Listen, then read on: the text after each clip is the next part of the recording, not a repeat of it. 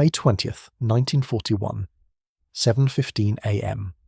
The morning sun climbed over the Aegean Sea, casting long shadows across the rocky hills of Crete. In the olive groves near Melem airfield, Greek farmer Manolis Paterakis was tending his small herd of goats, when he heard a sound that would haunt him for the rest of his life. A low, droning hum growing louder, rolling across the sky like distant thunder. He looked up and saw them.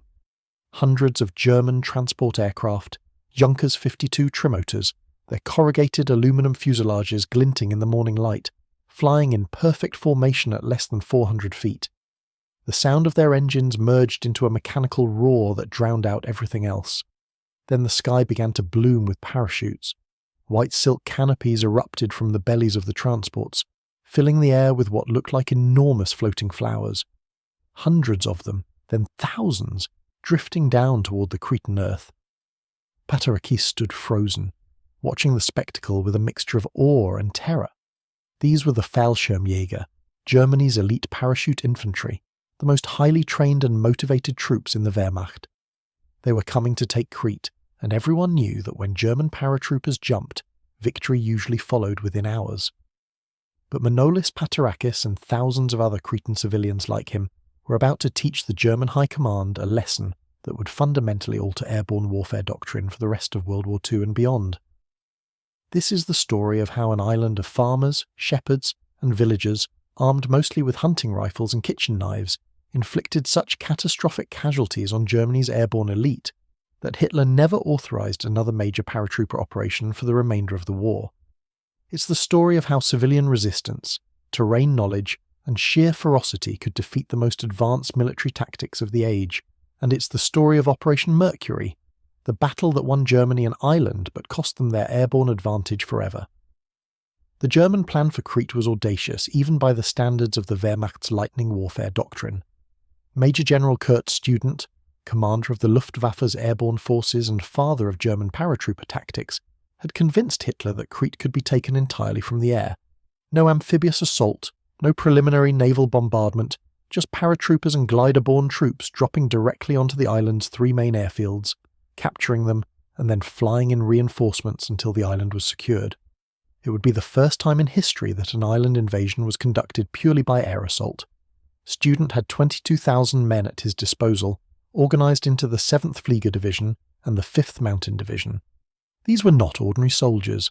Fallschirmjäger volunteers underwent brutal training that lasted over a year. They learned hand-to-hand combat, explosive demolitions, weapons operation across every system in the German arsenal, and advanced parachute techniques that included jumping from altitudes as low as 300 feet, giving them minimal time in the air where they were vulnerable. The physical requirements alone eliminated 80% of applicants. Paratroopers had to be between 20 and 32 years old, physically perfect, mentally sharp, and ideologically committed. They were paid 50% more than regular infantry, and enjoyed elite status throughout the Wehrmacht. Their distinctive bowl-shaped helmets, designed specifically for parachute jumps, and their specially tailored jump smocks made them instantly recognizable. They wore these uniforms with fierce pride. Viewing themselves as the spearhead of the new German Empire, their weapons were state-of-the-art. The FG-42 automatic rifle, designed exclusively for paratroopers, fired 750 rounds per minute and could be used as both rifle and light machine gun. They carried MP-40 submachine guns, lightweight and devastating at close range. Their officers wielded PSI-8 Lugers and the newer P-38 pistols. Each squad had access to MG-34 machine guns capable of firing 900 rounds per minute, and they carried special containers packed with mortars, ammunition, and explosives that would be dropped alongside them. But there was a critical flaw in German paratrooper doctrine, one that would prove catastrophic over Crete. To reduce the risk of injuries during landing, Fallschirmjäger jumped with only pistols and knives. Their main weapons were packed in separate containers colour-coded by type, dropped simultaneously with the troops. The theory was that paratroopers would land, quickly locate their weapon containers, arm themselves, and then attack objectives. In training exercises on the flat plains of Germany, this system worked reasonably well. Over the rocky, terraced hills of Crete, with defenders actively hunting the landing zones, it would prove to be a death sentence. The island of Crete stretches 160 miles across the southern Aegean, a long narrow strip of mountains, valleys and coastal plains. Its strategic value was immense. Whoever controlled Crete controlled the eastern Mediterranean shipping lanes and could threaten both the Suez Canal and the oil fields of the Middle East. The British knew this, which is why they evacuated 40,000 troops from mainland Greece to Crete in late April 1941, adding them to the existing 14,000-man garrison. Major General Bernard Freyberg, a New Zealand officer who had won the Victoria Cross in World War I, commanded the Allied defence. He had about 32,000 Commonwealth troops, mostly British, New Zealand, and Australian forces that had been evacuated from Greece. They were exhausted, many had lost their heavy equipment during the evacuation, and morale was shaky. But they were professional soldiers, and Freyberg positioned them carefully around the three key airfields at Maleme, Rethymno, and Heraklion. What German intelligence completely failed to account for, what would prove to be the decisive factor in the battle's horrific cost, was the Cretan civilian population. Crete had never been successfully conquered by any invader throughout its long history. The Cretans had fought Venetians, Ottomans, and various pirates for centuries, developing a culture of fierce independence and armed resistance. Every Cretan male owned weapons, usually hunting rifles, shotguns, or ancient family heirlooms passed down through generations. More importantly, Cretans knew every path, every cave, every gully in their mountainous island. They could move across terrain that baffled outsiders, appearing suddenly from behind rocks or emerging from hidden ravines. And they had no intention of submitting to German occupation. The Cretan resistance had already begun organising before the invasion. Local leaders met with Freyberg's staff, offering to mobilise the civilian population. Thousands of men too old for regular military service, teenagers too young, farmers, shepherds, and fishermen all volunteered to fight. Women organised medical stations in village churches and prepared to serve as runners and scouts. Children were enlisted to watch the skies and report German movements. The entire population, roughly 400,000 people, was preparing for war. British intelligence officers worked with local leaders to distribute what weapons they could spare. Where military rifles weren't available, Cretans brought their own. Hunting rifles, shotguns, antique muskets from the Ottoman period, even Venetian-era weapons that still functioned. Many carried no firearms at all, just knives, axes, and farming tools. One elderly shepherd, named Georgios Petrakis, would become famous for killing 3 German paratroopers with a centuries-old yataghan sword his grandfather had taken from a Turkish soldier in 1898. The German bombers came first. For 5 days before the invasion, waves of Luftwaffe aircraft pounded Crete's airfields and defensive positions. Stuka's dive bombers screamed down from 10,000 feet, releasing their payloads with terrifying accuracy. Dornier and Heinkel bombers carpet-bombed suspected troop concentrations. Messerschmitt fighters strafed anything that moved.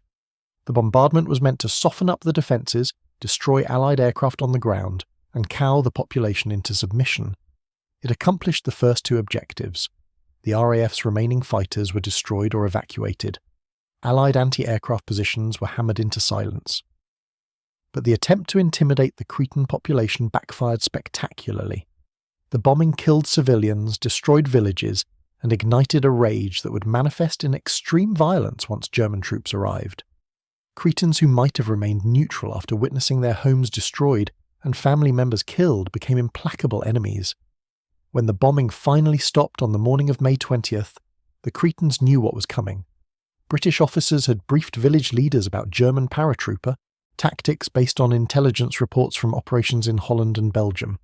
The civilians were told to stay hidden during the initial assault, then emerge to hunt down paratroopers as they tried to regroup. What the British didn't anticipate was that the Cretans had no intention of hiding. At 7:15 a.m., the first wave of German transports appeared over Maleme.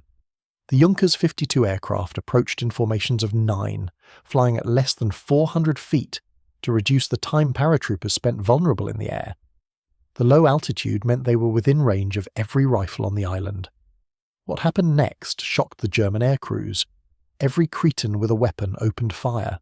Not just military units, but farmers in the fields, old men in village squares, women firing from windows, even children with small-caliber rifles. The volume of fire was staggering, completely unexpected. Tracer rounds from British and New Zealand positions were joined by thousands of rifle shots from the civilian population. Junkers 52 transports, lumbering and unarmoured, shuddered under the impacts. Several caught fire immediately, spiralling down to crash in fireballs that could be seen across the island. Others made it to their drop zones but were torn apart by ground fire as paratroopers jumped. Inside the transports, the paratroopers experienced their first moments of doubt. These men had jumped over Holland, Belgium and Norway. They had always faced resistance, but nothing like this. The intensity of fire suggested a far larger military force than intelligence had reported. What they couldn't know was that much of that fire came from civilians, from people who, by the accepted rules of warfare, should have been non-combatants.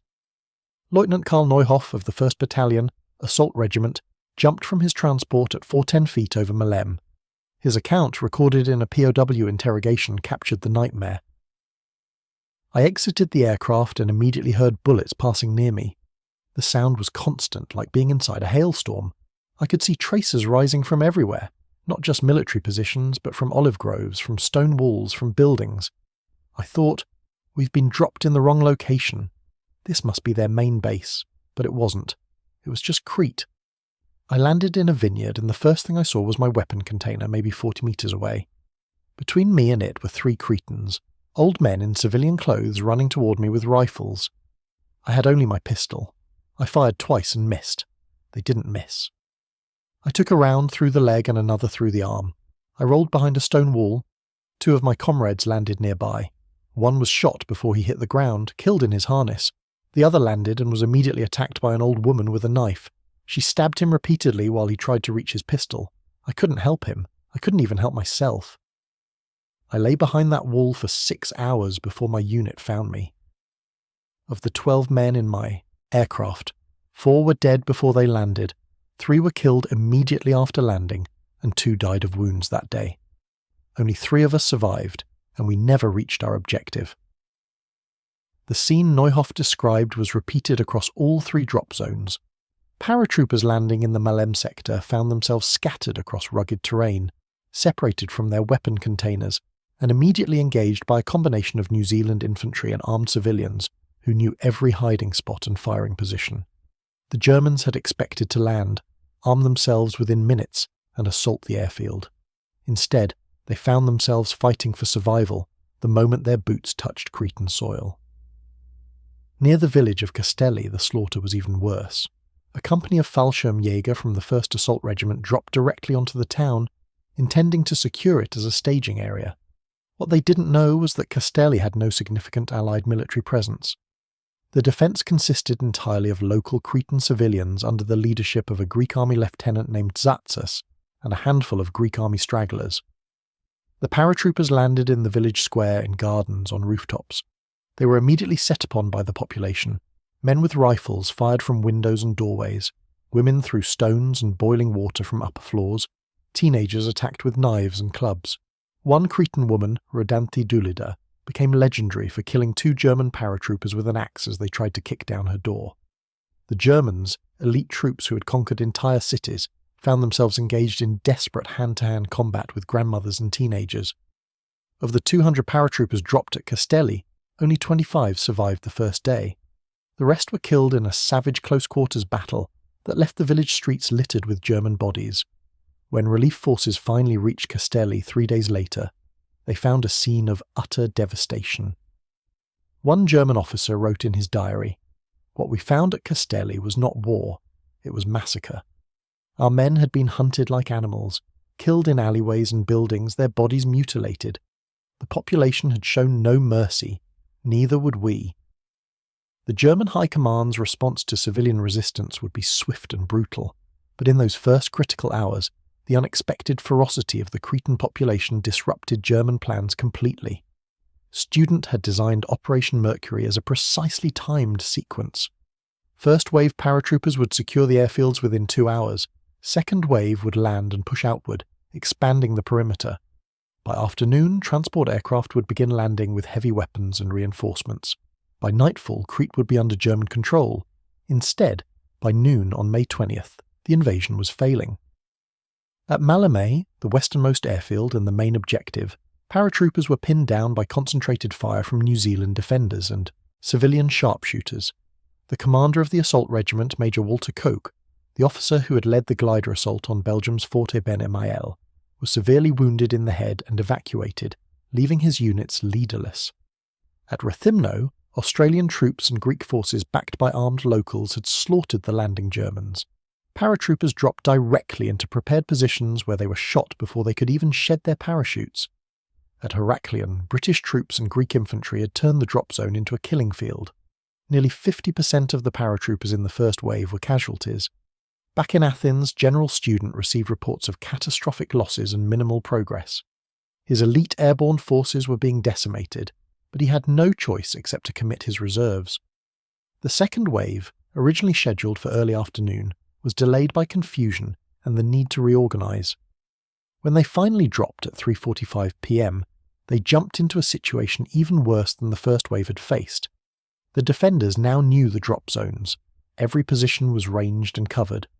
Worse, the afternoon wind had picked up, scattering paratroopers across an even wider area and increasing the time they spent helpless in the air. At Rethymno, the second wave faced what German survivors called the Storm of Lead. Australian machine gunners from the 21st Battalion had positioned themselves in stone buildings overlooking the drop zone. As paratroopers descended, the Australians fired continuously, aiming not at individual targets, but creating zones of fire that paratroopers simply couldn't avoid. Mixed with the military fire were hundreds of civilian rifles. Every Cretan who owned a weapon was shooting. Paratroopers landed dead in their harnesses, riddled with bullets. Those who survived landing found themselves isolated in small groups, under fire from all directions, unable to reach their weapon containers.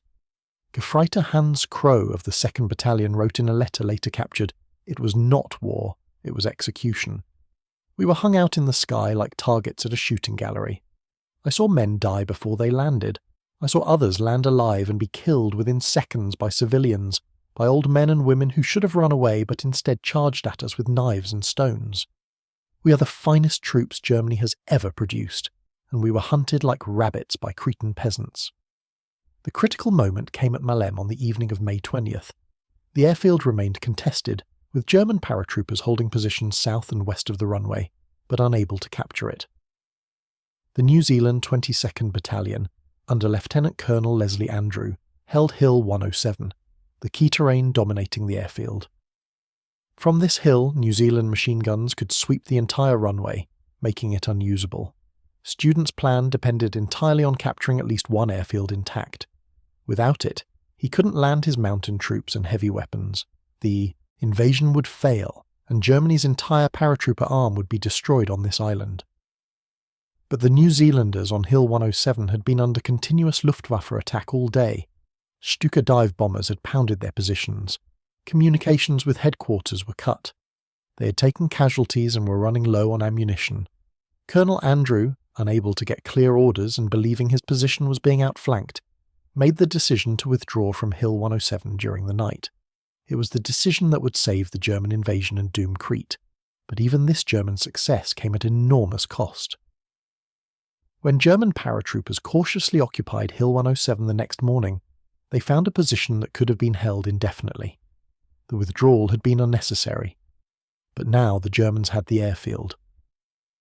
Starting on May 21st, Junkers 52 transports began landing on Malem's cratered runway under continuous fire. The landings were desperate affairs. Aircraft touched down, disgorged mountain troops and equipment, and tried to take off before Allied artillery found them. Many didn't make it. The wreckage of crashed transports littered both sides of the runway. Luftwaffe engineers worked under fire to clear obstacles and fill craters. The runway became a graveyard of burning aircraft, but still the transports came. Student was feeding his mountain division into Crete at a rate of 20 aircraft per hour, accepting horrific aircraft losses because he had no alternative. Each transport that landed brought 12 to 15 fresh troops and supplies. Slowly, German strength around Malem built up, but outside the immediate airfield area, Crete remained a nightmare for German forces. Paratrooper units scattered across the island were being hunted down systematically. Small groups of German soldiers found themselves isolated, surrounded, and facing an enemy that seemed to appear from nowhere. The Cretan civilians proved to be the most implacable foes.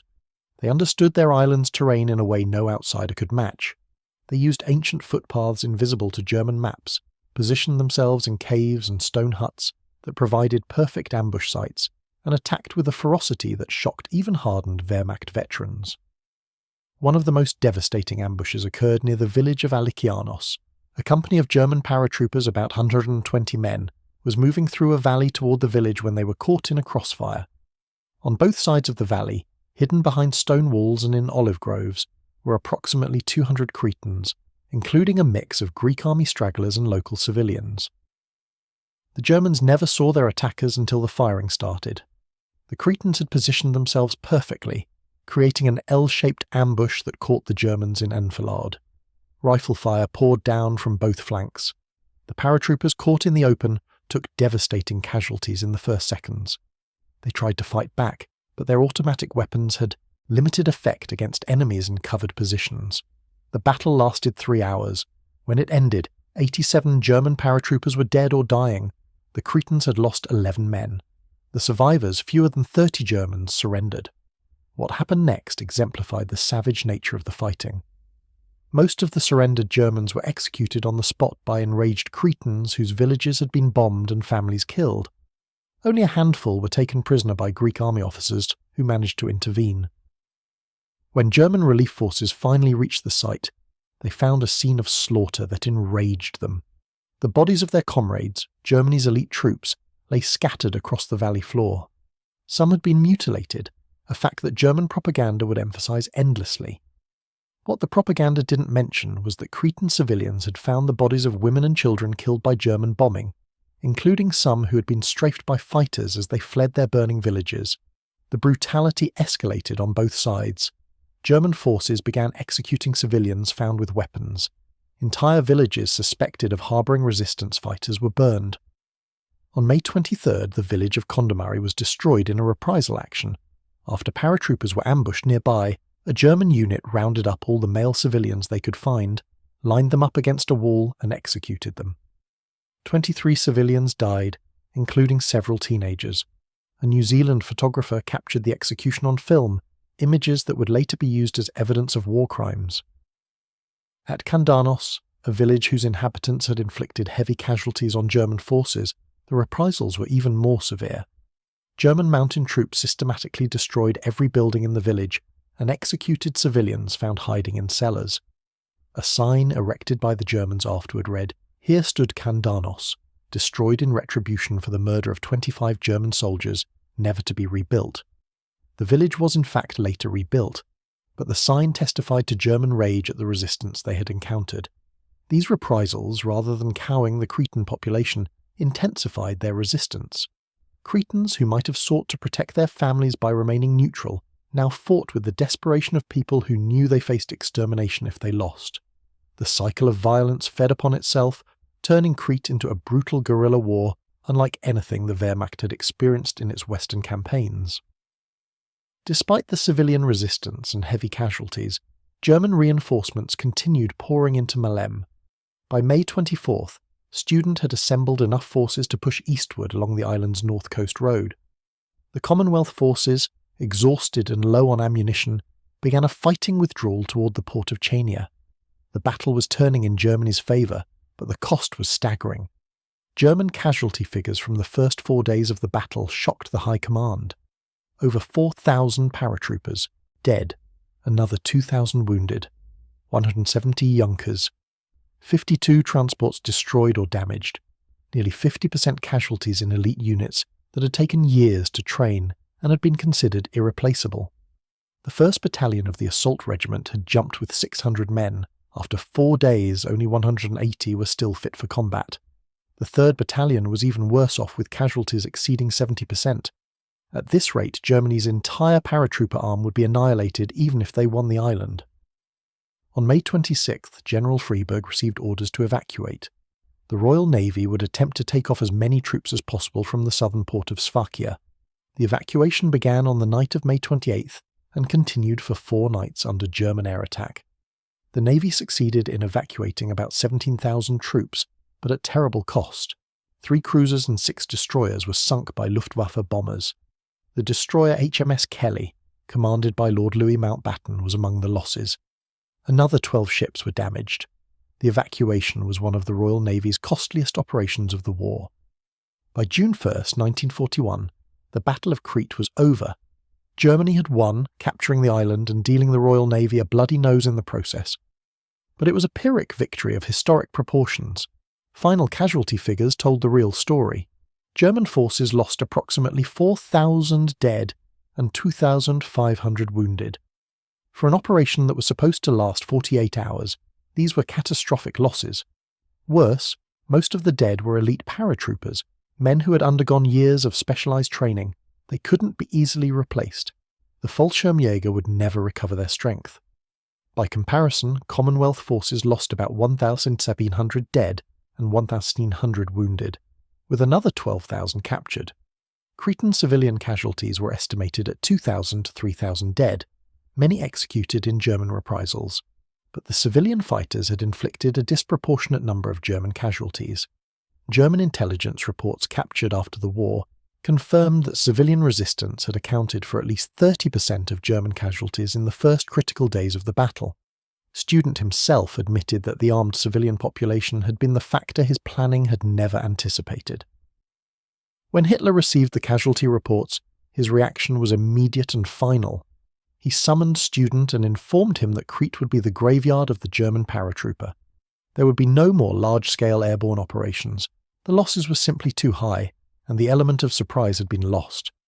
From that point forward, Germany's elite Fallschirmjäger would fight primarily as ground troops, their specialized training and equipment largely wasted in conventional infantry roles. The ban on airborne operations had strategic consequences that reverberated throughout the war. Germany never attempted to capture Malta, a key British base in the Mediterranean, even though an airborne assault plan existed. Control of Malta might have changed the outcome of the North Africa campaign. Germany never attempted airborne operations against Soviet oil fields in the Caucasus, operations that might have crippled Soviet war production.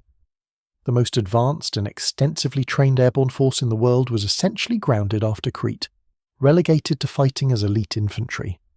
The psychological impact on German paratroopers was profound. These men had been told they were invincible, the spearhead of a new kind of warfare. On Crete, they had been hunted by civilians, by farmers and shepherds armed with hunting rifles. The mythology of paratrooper invincibility died in the olive groves and rocky hills of that island. German combat reports from Crete expressed shock at the civilian resistance. One officer wrote, "We expected to fight soldiers. We were prepared for military opposition. We were not prepared to fight an entire population, to face fire from old men and women, to be attacked by children. This was not war as we understood it. This was something primal, a people fighting for their homeland with everything they had." Conversely, the Battle of Crete provided invaluable lessons for the Allies. They had observed German paratrooper tactics in detail and noted both the strengths and critical weaknesses, the vulnerability of paratroopers in the air and immediately after landing, the dependence on capturing airfields quickly, the catastrophic effects of dispersing paratroops across unfamiliar terrain under fire. When the Allies began developing their own airborne forces, they applied these lessons. American and British paratroopers would jump with full weapons and equipment, accepting higher injury rates to avoid the fatal vulnerability of unarmed soldiers. Drop zones would be carefully selected and scouted. Most importantly, Allied planners understood that airborne operations required overwhelming support from conventional forces nearby. The D-Day airborne operations in Normandy, Market Garden in Holland, and the Rhine crossings all reflected lessons learned in the blood-soaked hills of Crete. For the Cretan people, the battle became a defining moment in their history. The resistance they mounted against Germany's elite forces became a source of national pride that persists to this day. Villages destroyed in German reprisals were rebuilt and became memorials. The elderly shepherds, farmers and villagers who had fought the Fallschirmjäger with hunting rifles and knives were celebrated as heroes, but the price was terrible. The German occupation of Crete lasted until 1945 and was marked by brutal reprisals and continued resistance. Entire villages were destroyed in anti-partisan operations. Hundreds of Cretans were executed for suspected resistance activities. The cycle of violence that began with the invasion continued throughout the occupation. In 1943, when Cretan resistance fighters, with British support, kidnapped German General Heinrich Crepe. The reprisals included the destruction of several villages and the execution of dozens of civilians. The German garrison on Crete, largely composed of troops who had survived the invasion, never forgot or forgave the resistance they had faced. Their occupation was correspondingly harsh. When British forces finally liberated Crete in May 1945, they found an island that had been bled white. Economic production had collapsed. Thousands had died from starvation and disease in addition to those killed in combat and reprisals. The population had been reduced by an estimated 10%, yet the resistance had never stopped.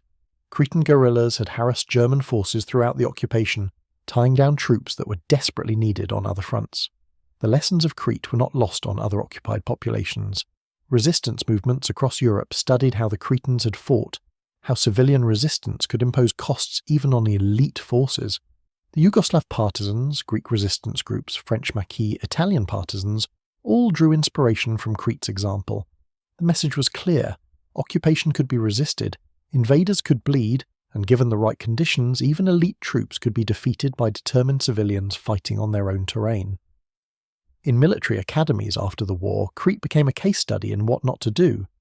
German planning had been meticulous in many ways, but had failed to account for civilian resistance, had underestimated the defenders' strength, and had committed forces piecemeal rather than in overwhelming concentration.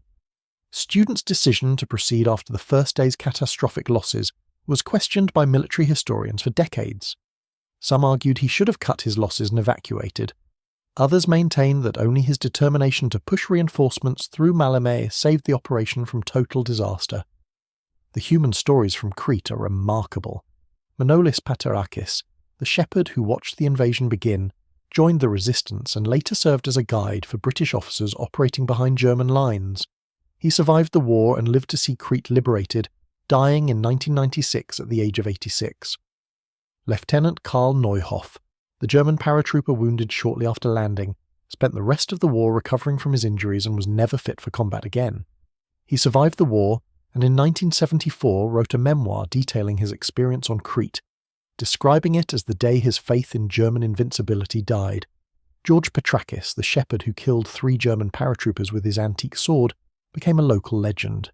He was captured by German forces in 1942 and executed, but his story survived and was passed down through generations. Colonel Leslie Andrew, the New Zealand officer who ordered the withdrawal from Hill 107, was captured at Sfakia during the evacuation.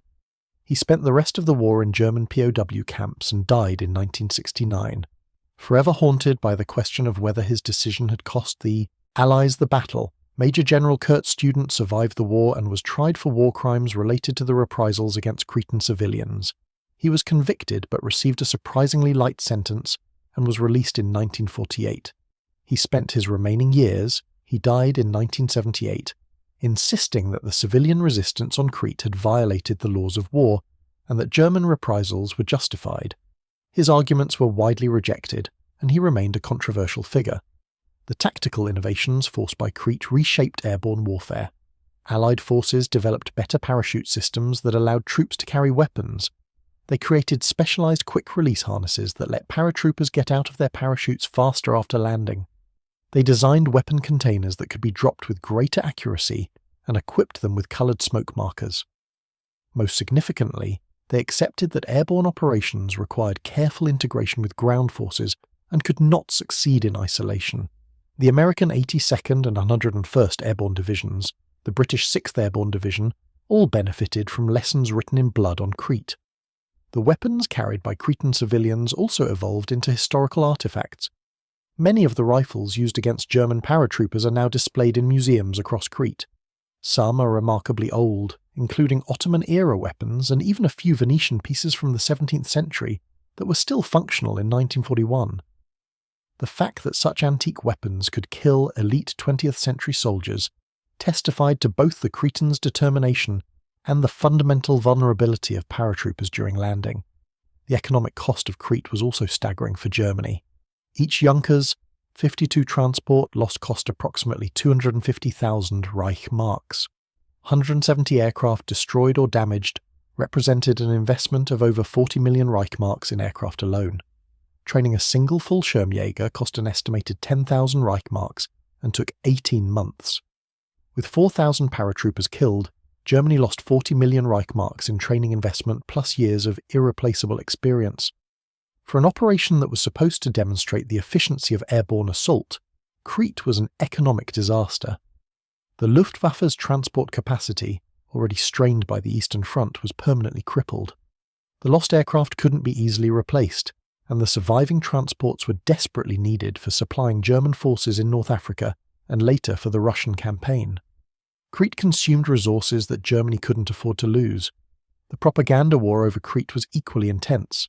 German media initially portrayed the operation as a glorious victory, emphasizing the capture of the island and ignoring the horrific casualty figures. Footage of paratroopers landing and of the eventual victory parade was shown throughout the Reich. But soldiers' letters home told a different story, describing the nightmare of fighting civilians and the catastrophic losses. The Nazis eventually restricted soldiers from writing about Crete, censoring letters that described the true cost. British propaganda emphasized the heroic resistance and the massive German casualties. Churchill, in a speech to Parliament, noted that Germany had captured Crete but at a cost that robbed them of their airborne sword. The speech was accurate. Germany never again launched a major paratrooper operation. For historians, Crete represents a pivotal moment in World War II. It was the first major German setback in the war, the first operation where German forces achieved their objective, but at such cost that it amounted to a strategic defeat. It demonstrated that blitzkrieg tactics and elite forces could be defeated by determined resistance, proper defensive preparation, and exploitation of terrain. It showed that civilian populations could play a decisive military role when fighting on their home ground. The environmental factors of Crete also played a crucial role often overlooked in analysis. The island's terrain, rocky and mountainous with limited flat areas, channeled movement and created natural ambush sites. The vegetation, olive groves, vineyards, and scrub provided excellent concealment for defenders, while offering little cover for attackers in open areas. The stone construction of Cretan buildings provided defenders with ready-made fortifications that were resistant to small arms fire. German paratroopers trained in the flat plains of Central Europe were unprepared for this terrain. The cultural dimension was equally important. Cretans had a tradition of armed resistance going back centuries. Weapon ownership was universal, and marksmanship was a valued skill. The social structure, with strong village leadership and family bonds, allowed rapid mobilization of the population. The Orthodox Church played a role, with priests often leading resistance efforts and churches serving as gathering points. This cultural cohesion made Crete far more dangerous to invaders than German planners anticipated. The role of women in the Cretan resistance was also remarkable, and often underreported in conventional military histories. While women didn't typically serve in frontline combat roles in most World War II theatres, Cretan women were active participants in the resistance from the first day. They served as scouts, runners, and medical personnel, but many also took up arms directly. Rodanthi Dulida, who killed 2 paratroopers with an axe, was not an isolated case. Dozens of documented incidents involved women attacking German soldiers with whatever weapons were available, from hunting rifles to kitchen knives to agricultural implements. German after-action reports expressed particular shock at this phenomenon, noting that their troops were being attacked by entire families, not just military-age males. One report from the 3rd Parachute Regiment stated, "The civilian resistance includes all ages and both sexes. We have encountered armed women and even children acting as spotters and messengers. The entire population appears mobilized against us. This is unprecedented in our experience." The medical dimension of the battle revealed another aspect of the catastrophe facing German forces. Fallschirmjäger were trained to carry minimal medical supplies, expecting rapid evacuation and professional medical care within hours of any operation. On Crete, wounded paratroopers often lay untreated for days. Many died of wounds that would have been survivable with prompt medical attention. The German Medical Corps had planned for perhaps 500 casualties in the first 48 hours. Instead, they faced thousands of wounded scattered across the island, often behind enemy lines or in areas controlled by hostile civilians. Makeshift aid stations were set up in captured buildings, but they lacked supplies, personnel, and security. Allied bombers occasionally struck these facilities, and resistance fighters sometimes attacked them. One German medical officer, Stabsarzt Heinrich Müller, kept a diary that survived the war. His entry from May 22, 1941 conveyed the desperation. "We have 180 wounded men in a school building near Malem. We have supplies for perhaps 40. We have 3 doctors and 6 orderlies for all of them. Men are dying of infections that should be easily treatable. We have no morphine left, so the screaming is constant. Outside, we can hear shooting as civilians hunt our scattered men. This morning, a Cretan woman was caught trying to poison our water supply. She was shot, but how many others are out there? We are winning this battle, but it feels like defeat." The comparison with Allied airborne operations later in the war is instructive. When American and British paratroopers jumped into Normandy on June 5 and 6, 1944, they faced many of the same challenges that German forces encountered on Crete. They were scattered by weather and anti-aircraft fire. Many landed far from their objectives, some drowned in flooded fields. Yet the Allied operation succeeded where German planning on Crete nearly failed, and the reasons are revealing. First, Allied paratroopers jumped with weapons. An American paratrooper from the 101st Airborne carried his M1 Garand rifle or carbine, grenades and ammunition on his person. He could fight immediately upon landing without searching for weapon containers. Second, the Allied drops were coordinated, with amphibious landings happening simultaneously. German defenders on the French coast couldn't concentrate entirely on the paratroopers because they faced invasion from the sea as well. On Crete, defenders could focus entirely on the airborne assault. Third, Allied planners accepted higher casualty rates from equipment-related injuries in exchange for tactical effectiveness. Fourth, and perhaps most importantly, the French civilian population in Normandy was friendly. American paratroopers lost in the Bocage country could ask locals for directions and assistance. German paratroopers on Crete asking civilians for help were as likely to be shot as aided. The presence of a hostile civilian population magnified every problem the Germans faced. The intelligence failure before Crete was also significant. German intelligence estimated Allied forces on Crete at about 15,000 troops, mostly demoralised remnants from Greece with limited heavy equipment. The actual figure was more than double that, and while the Commonwealth forces had indeed lost equipment, their morale proved far stronger than assessed. More critically, German intelligence completely failed to account for the armed civilian population. The reports mentioned that Cretans were traditionally armed, but this was dismissed as a minor factor. Nobody in the German planning staff anticipated that thousands of civilians would actively engage in combat against elite paratroopers. This intelligence failure reflected broader German assumptions about warfare that proved costly throughout World War II. The Wehrmacht excelled at conventional operations but consistently underestimated irregular forces, partisan warfare and civilian resistance. This pattern repeated in Yugoslavia, Greece, the Soviet Union and Italy. Crete was the first clear example of this blind spot, but lessons were not learned. Similar assumptions about rapid victory and passive populations would lead to disasters in subsequent operations. The aftermath of Crete also had immediate strategic consequences. The German victory came at exactly the moment when Hitler was preparing Operation Barbarossa, the invasion of the Soviet Union. The casualties and aircraft losses from Crete depleted resources needed for the Eastern Front. Some historians have argued that the delay in launching Barbarossa, originally scheduled for mid-May but eventually launched on June 22nd, was partly due to the need to recover from Crete. While weather and other factors also contributed to the delay, the diversion of resources to the Mediterranean and the losses sustained there undoubtedly affected German readiness. More significantly, the transport aircraft destroyed over Crete were desperately needed for supplying German forces advancing into the Soviet Union. The Luftwaffe's transport fleet never recovered from Crete. When German forces became surrounded at Stalingrad in late 1942, the inability to supply them by air was partly attributable to the transport capacity lost over Crete 18 months earlier. Hermann Göring promised Hitler that the Luftwaffe could supply Stalingrad with 300 tons of supplies daily. The promise was based on calculations that didn't account for the transport losses from Crete and subsequent operations. The Luftwaffe never managed to deliver even half the promised tonnage, and the Stalingrad garrison starved and froze, eventually surrendering in February 1943. The tactical evolution of German forces after Crete was also revealing. Fallschirmjäger units were reorganized and equipped for ground combat. they received additional heavy weapons, including more machine guns, mortars, and anti-tank guns. Their training shifted from parachute operations to conventional infantry tactics, with an emphasis on defensive fighting. By 1943, Fallschirmjäger divisions were among the Wehrmacht's most effective defensive units, particularly in Italy, where terrain similar to Crete allowed them to apply lessons learned. The defence of Monte Cassino by the 1st Fallschirmjäger Division in early 1944 demonstrated how these forces had evolved.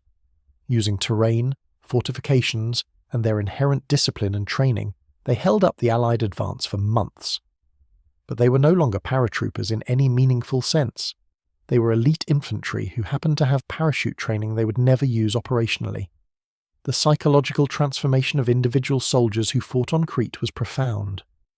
Many German veterans of the battle developed what modern psychologists would recognize as post-traumatic stress disorder. The sudden shift from being part of an elite victorious force to being hunted by civilians, seeing comrades killed by old men and women, watching friends die slowly from wounds that couldn't be treated, all of this shattered the mental framework that had sustained these soldiers through previous campaigns. One particularly revealing document is a letter written by Obergefreiter Klaus Seidler to his parents in July 1941, shortly after being evacuated from Crete. The letter was confiscated by censors and never sent, but it survived in German archives. Seidler wrote, "I don't know what to tell you about Crete that the censors will allow. I can say that we won. We captured the island. But it doesn't feel like victory. It feels like we survived something terrible. Half my company is dead. Men I trained with for 2 years, men who were the best soldiers Germany has, killed by old men with hunting rifles and women with kitchen knives. I watched Schmidt die, shot by a grandmother while he hung helpless in his parachute. I watched Weber get his throat cut by a teenage boy while Weber was searching for his weapon container. I killed that boy. He was maybe 14 years old, and I shot him because he had just killed my friend. I see his face every night. We were told we were invincible.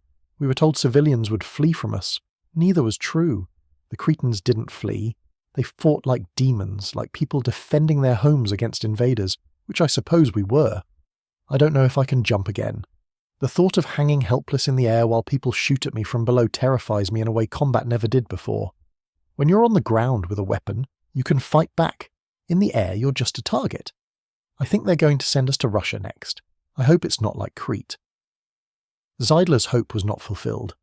The Eastern Front proved even more horrific than Crete, and German forces encountered partisan warfare that made the Cretan resistance look mild by comparison. But the psychological damage from Crete had already been done. The aura of invincibility that had surrounded German arms, particularly elite units like the Fallschirmjäger, was broken. The military historical analysis of Crete has evolved over decades. Immediately post-war, historians focused on the operational level, examining how German forces had succeeded despite initial setbacks.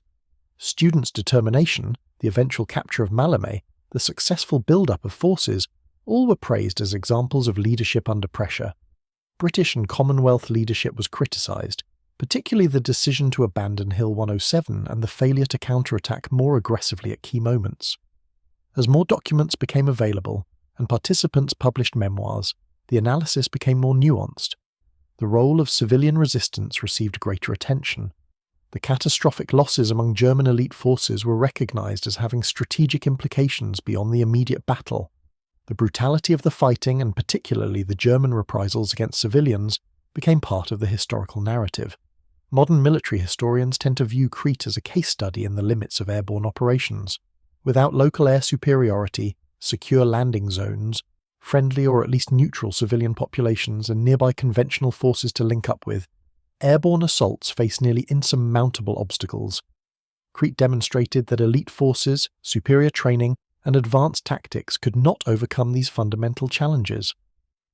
The battle also demonstrated the importance of terrain and local knowledge.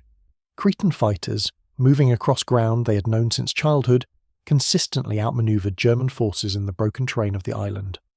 Modern military doctrine emphasizes the advantage defenders have on familiar terrain, a lesson written in blood on Crete. From the Cretan perspective, the battle became central to national identity. The resistance against German forces became a defining moment in modern Greek history, alongside the War of Independence against the Ottomans in the 1820s. Villages that were destroyed were rebuilt as memorials. Streets and squares across Crete are named for resistance leaders and fallen civilians. The anniversary of the invasion, May 20th, is commemorated annually with ceremonies at military cemeteries and memorials. The German military cemetery at Maleme, established after the war, contains 4,465 graves, most of them paratroopers killed in the first days of fighting. It's a sobering reminder of the cost of the operation. The cemetery is meticulously maintained, but it's notable that few German veterans returned to visit after the war. Many found the memories too painful, or feared the reception they might receive from locals who remembered the occupation. Allied war graves on Crete include the Souda Bay War Cemetery with over 1,500 Commonwealth burials, mostly from the Battle of Crete. The graves include British, New Zealand and Australian soldiers who died defending the island. Unlike the German cemetery, Allied cemeteries on Crete have historically received visits from veterans and their families, with Cretans often participating in memorial services and maintaining close relationships with veteran organisations from the defending nations. This difference in reception reflects the fact that Allied forces came to Crete as defenders against aggression, while German forces came as invaders. The impact on German paratrooper doctrine was immediate and permanent. After Crete, the entire concept of vertical envelopment through airborne assault was essentially abandoned by Germany. The Fallschirmjäger continued to exist as elite units, but their parachute capability became largely ceremonial. Small-scale operations continued, such as the 1943 rescue of Mussolini from Gran Sasso in Italy, but these involved special operations forces in limited numbers, not the division-level assaults that had characterized Crete. Conversely, the Allies embraced airborne warfare, learning from German mistakes. The United States rapidly expanded its airborne forces, creating multiple parachute and glider infantry divisions. Britain formed several airborne divisions. The Soviet Union, which had pioneered airborne operations in the 1930s but largely abandoned them after suffering heavy losses in early experiments, watched German and Allied operations carefully and eventually reactivated their own airborne forces. The development of the Allied airborne forces benefited enormously from captured German documents and prisoner interrogations about Crete. American and British planners studied the German experience in detail, identifying both the tactical innovations and the critical errors. The result was a more robust airborne doctrine that addressed many of the problems German forces encountered. One specific tactical lesson learned from Crete was the importance of Pathfinder units. Allied airborne operations beginning with Sicily in 1943 employed Pathfinder teams that parachuted ahead of the main force to mark drop zones with lights and radio beacons. This reduced the scatter problems that had plagued both German and Allied drops. The concept emerged directly from analysis of the chaos that resulted when German forces were scattered across Crete with no way to quickly regroup. Another innovation was the greater use of gliders. While German forces had employed gliders on Crete, particularly in the successful assault on the Maleme Bridge, they relied primarily on parachute delivery. Allied forces developed larger gliders capable of carrying more troops, heavy weapons, and even light vehicles directly to landing zones. This reduced the vulnerability period when troops had to locate and retrieve equipment from separate containers. The development of better parachutes and harnesses also reflected lessons from Crete. Allied paratroopers used quick-release harnesses that could be shed in seconds after landing, rather than the more complex German system that left soldiers vulnerable while they struggled out of their parachutes. Drop techniques were refined to reduce injuries while still allowing troops to carry weapons and equipment. The economic dimension of Crete extended beyond immediate military costs. The island's occupation tied down significant German forces for years. An entire division, roughly 15,000 men, remained garrisoned on Crete throughout the war. These troops, along with their equipment, supplies and support infrastructure, represented resources that could have been deployed elsewhere. The Cretan resistance ensured that these garrison forces couldn't be reduced without risking insurgency. For Germany, stretched increasingly thin across multiple fronts, tying down a division on a Mediterranean island represented a strategic burden. The garrison troops on Crete lived in a state of constant low-level warfare. Ambushes, sabotage, assassinations of isolated soldiers, attacks on supply convoys, all were regular occurrences. German soldiers stationed on Crete considered it a hardship posting.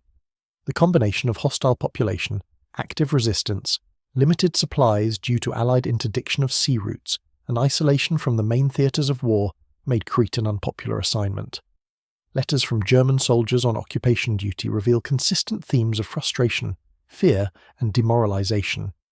One soldier, writing to his brother on the Eastern Front in 1943, noted that he would actually prefer transfer to Russia despite the horrific fighting there. At least in Russia you know who the enemy is. On Crete, everyone is your enemy, and you never know when a smiling farmer will shoot you in the back. The British and later Allied support for Cretan resistance was extensive. Special Operations executive agents were infiltrated onto the island beginning in 1942. These agents, working with Cretan resistance leaders, organised guerrilla operations, arranged supply drops of weapons and equipment, and provided radio communications with Allied headquarters in Cairo. The most famous SOE operation on Crete was the 1944 kidnapping of General Heinrich Kreiper by agents Patrick Lee Firmer and William Stanley Moss, working with Cretan resistance fighters. The operation, while generating headlines and proving Allied capabilities, also triggered severe German reprisals that killed dozens of civilians. The value of such special operations versus the cost in civilian lives became a matter of debate among Allied planners, but the operations continued because they tied down German forces and maintained pressure on the occupation. The logistical effort required to support Crete's occupation was enormous for Germany. The island produced little of what a modern army needed. Fuel, ammunition, spare parts, food beyond basic Mediterranean staples all had to be shipped from Greece or elsewhere. Allied control of the sea and air meant that supply convoys faced constant attack. Ships were sunk, supplies lost, and the garrison on Crete operated on minimal rations for much of the occupation. This logistical strain was another hidden cost of the Crete operation that strategic planners had not anticipated. The role of ultra-intelligence, the Allied ability to read encrypted German communications, also played into the long-term consequences of Crete. British codebreakers at Bletchley Park were reading Luftwaffe Enigma traffic by early 1941, though the intelligence wasn't always acted upon due to fears of compromising the source. Prior to the Crete invasion, Ultra provided warnings about German intentions, but the information was not fully exploited by defenders due to communication problems and the speed of German planning. However, during the occupation, Ultra intelligence allowed the Allies to track German supply convoys and troop movements, making the occupation far more difficult than it would otherwise have been. German commanders on Crete suspected their communications were compromised, but could not prove it and had no alternative secure communication systems. The intelligence advantage further increased the cost Germany paid for holding the island. The experience of New Zealand forces on Crete deserves particular attention. The New Zealand division bore the brunt of fighting at Malem, the decisive point of the battle. New Zealand casualties were severe, approximately 1,700 killed, wounded, or missing in the campaign. The loss of so many men from a small nation had profound effects on New Zealand's war effort and national psyche. Entire communities lost most of their young men in the space of a few days. The decision to abandon Hill 107, though tactically understandable in context, haunted New Zealand military officers for years and sparked debates about leadership and decision-making under pressure. Australian forces at Rethymno acquitted themselves with particular distinction, holding off German attacks for days and inflicting severe casualties on assault units. When the evacuation order came, many Australian units were still in strong defensive positions and were shocked to learn they were withdrawing from what they considered a winnable fight.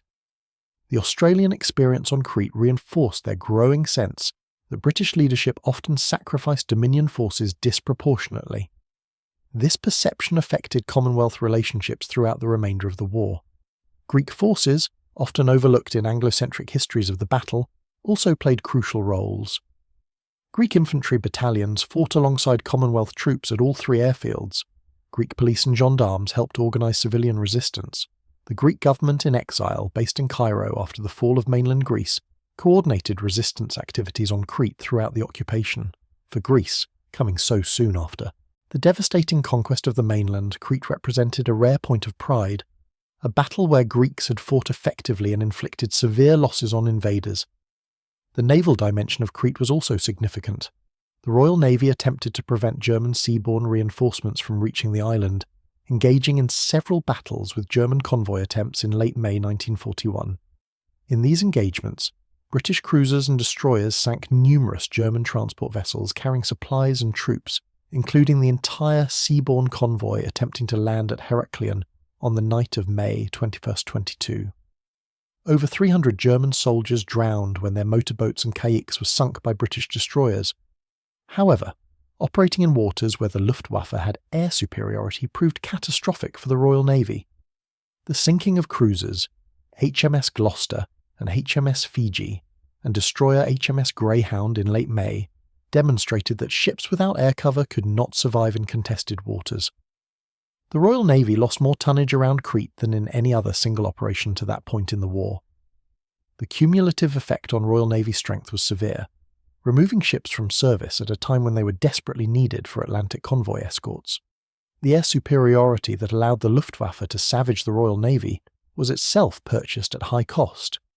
German bomber and fighter units operating in support of the Crete invasion suffered significant aircraft and crew losses to RAF fighters operating from North Africa and to anti-aircraft fire from ships. The intense operational tempo, flying multiple sorties daily over water against defended targets, wore down German air units. By the end of the Crete campaign, many Luftwaffe units were at 50% strength or less. These losses came just weeks before Operation Barbarossa, when every available aircraft would be needed. The consequences of this dispersal of effort were felt on the Eastern Front, when German air forces found themselves stretched too thin to provide adequate support across the vast frontage. The influence of Crete on subsequent German operations in the Mediterranean was largely negative. After the costly victory, Hitler became increasingly reluctant to commit forces to Mediterranean operations, viewing the theatre as a diversion from the primary struggle in the East. This reluctance meant that German forces in North Africa never received the reinforcements and support they needed, contributing to Rommel's eventual defeat. The planned invasion of Malta, which could have secured Axis supply lines to North Africa, was cancelled partly due to memories of Crete. Malta remained a thorn in Axis logistics throughout the Mediterranean campaign, with British aircraft, submarines and surface ships based there sinking hundreds of thousands of tons of Axis shipping. Some historians argue that if Germany had captured Malta, even at a cost similar to Crete, the North Africa campaign might have ended differently. But Hitler remembered the casualty lists from Crete and refused to authorize the Malta operation, codenamed Operation Hercules. In this sense, the Cretan resistance achieved a strategic victory that extended far beyond the island. By making the cost of airborne assault prohibitively high, they prevented further operations that might have changed the course of the Mediterranean War. The long-term impact on military doctrine worldwide was substantial. Post-war military establishments studied Crete intensively. The battle demonstrated that airborne operations were high risk, requiring precise coordination, local superiority, and rapid link-up with conventional forces. These lessons shaped airborne doctrine in the Cold War and beyond. Modern airborne operations, such as those conducted during the Gulf War in Panama and in Afghanistan, reflect lessons learned from Crete. Paratroop drops are now conducted only with total air superiority, with extensive reconnaissance and intelligence preparation, with pathfinder teams and precision navigation, and almost always in coordination with ground or helicopter-borne forces. The mass combat drops envisioned by theorists in the 1930s and attempted by Germany on Crete are now considered obsolete. Small-scale insertions of special operation forces have largely replaced division-level airborne assaults. The Cretan experience also influenced insurgency and counterinsurgency doctrine. The effectiveness of local fighters with inferior weapons operating on familiar terrain became a model studied by resistance movements worldwide. From Vietnam to Afghanistan, irregular forces fighting against conventionally superior invaders drew lessons from Crete. The importance of civilian support, terrain knowledge, and willingness to accept casualties in exchange for bleeding the occupier became standard insurgency doctrine. Conversely, counterinsurgency doctrine emphasized the importance of winning civilian support, understanding local terrain and culture, and avoiding the kind of brutal reprisals that strengthened resistance on Crete. The German experience, where harsh reprisals only intensified civilian resistance, became a textbook example of counterproductive counterinsurgency tactics. The memorialization of Crete reflects different national narratives. In Greece, the battle is remembered as a heroic resistance against overwhelming odds, with particular emphasis on civilian participation. Monuments across Crete honour named individuals who fought the Germans, from elderly shepherds to young women. The narrative emphasises courage, sacrifice, and love of homeland. In Germany, Crete is remembered more ambiguously. The victory is acknowledged, but the cost is emphasised. Memorial literature from Germany tends to focus on the bravery of individual soldiers while questioning the strategic wisdom of the operation. There's recognition that Crete broke Germany's airborne force and contributed to eventual defeat. The reprisals against civilians are sometimes mentioned but often minimised in German accounts, creating ongoing tensions with Greek historians. In Britain, Australia and New Zealand, Crete is remembered as a defeat but an honourable one. The emphasis is on forces fighting against odds, holding out longer than expected, and evacuating in good order. There's pride in the fighting effectiveness of Commonwealth troops even in defeat. The civilian allies, the Cretans who fought alongside Commonwealth soldiers, are honoured in this narrative, though often in subsidiary roles. The United States, which was not yet in the war during Crete, studied the battle intensively and incorporated lessons into the training of American airborne forces. American military histories of Crete tend to be analytical, focusing on what went wrong for Germany and what went right for defenders, extracting tactical and operational lessons while paying less attention to the human cost. These differing narratives reflect how societies process military trauma and construct meaning from historical events. For Cretans, the battle was existential, a fight for survival and freedom. For Germans, it was a tactical victory that felt like strategic defeat. For Commonwealth forces, it was another in a series of early war setbacks that would eventually be redeemed by later victories. The physical scars of the battle remained visible on Crete for decades. Bomb craters, destroyed buildings, rusted weapons and equipment all littered the landscape well into the 1960s. Some villages destroyed in 1941 were never rebuilt, remaining as ruins and memorials. The generation that fought the battle carried psychological scars for life. Many Cretan veterans suffered from what would now be diagnosed as PTSD, experiencing nightmares and flashbacks decades after the fighting ended. German veterans faced similar issues, compounded by guilt over atrocities committed during the occupation. Commonwealth veterans often struggled with survivor's guilt, remembering comrades who didn't make it off the island. The generational impact extended to families. Children grew up hearing stories of the battle, shaping their understanding of national identity and historical grievance. In Crete, the generation born after the war was raised with stories of resistance and German atrocity. In Germany, veterans often didn't discuss Crete with their families, creating a silence that left younger generations ignorant of what their fathers and grandfathers had experienced. The economic recovery of Crete after the war was slow. The island's infrastructure was devastated. Agricultural production had collapsed during the occupation. The tourist industry that would later become crucial to the Cretan economy didn't begin developing until the 1960s. The generation that fought in 1941 spent decades rebuilding what had been destroyed. This rebuilding effort became intertwined with memory, as restored villages and rebuilt churches served as living memorials to the battle and occupation. By the 1970s and 1980s, something remarkable began happening. German and Allied veterans started returning to Crete, not as enemies but as elderly men seeking closure and reconciliation. These visits were often emotionally fraught. German veterans sometimes sought forgiveness for their participation in the occupation. Cretan survivors had to grapple with meeting men who had been their mortal enemies, but many found that time and shared suffering had created a basis for understanding, if not forgiveness. Memorial services attended by former enemies became regular events.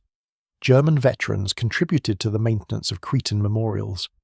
Educational exchanges brought German and Greek students together to study the battle and its aftermath. The process of reconciliation was neither simple nor complete. Deep wounds remained, but it represented an attempt to build peace from the ashes of war. The academic study of Crete continues to evolve. Recent scholarship has paid more attention to previously neglected aspects: the role of women in the resistance, the experience of civilians during the occupation, the environmental and economic dimensions of the battle, the psychological trauma on all sides. Archives have opened, providing new documentary evidence. Oral histories collected from the last survivors before their deaths have added personal perspectives. The trend in recent historiography has been toward complexity, moving away from simple narratives of heroism and villainy toward recognition that war creates impossible situations where normal moral categories break down. This doesn't excuse atrocities or erase responsibility, but it allows for more nuanced understanding of how ordinary people behaved extraordinarily under extreme circumstances. The Battle of Crete, nearly a century after it was fought, remains relevant to military professionals, historians, and anyone interested in how warfare, technology, and human factors intersect. The lessons remain applicable: the price of underestimating irregular forces, the importance of logistics and intelligence, the psychological dimensions of combat, the consequences of strategic overreach. As long as militaries contemplate airborne operations, study insurgency and counterinsurgency, or consider the role of civilian populations in warfare, Crete will remain a relevant case study. For Crete itself, the battle became the defining moment of the 20th century, overshadowing everything else that happened on the island in that era. The generation that fought has now almost entirely passed away. Manolis Paterakis, who watched the paratroopers fall from the sky on that May morning, died in 1996. The last German veterans of the battle died in the early 2000s. The last Commonwealth veterans passed away in the 2010s. Soon, the battle will pass entirely from living memory into history.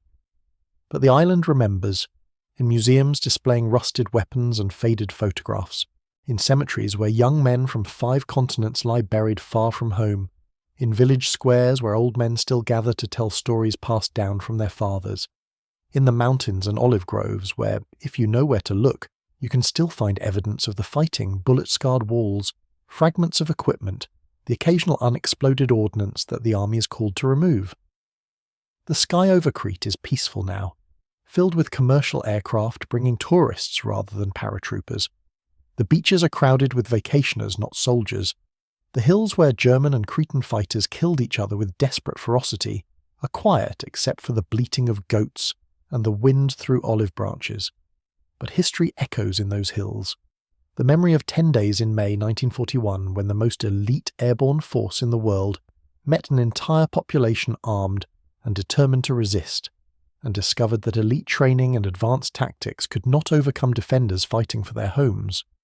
Germany won the battle but lost something more valuable: the aura of invincibility, the confidence in airborne operations, the illusion that modern warfare had made citizen soldiers obsolete.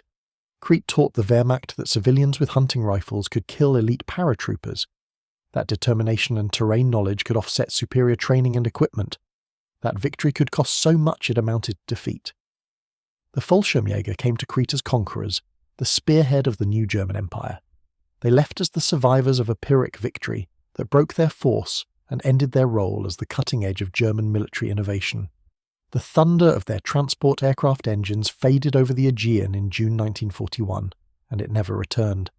Hitler's airborne sword was shattered on Cretan stone, broken by shepherds and farmers who refused to accept that their island could be taken, whatever the cost.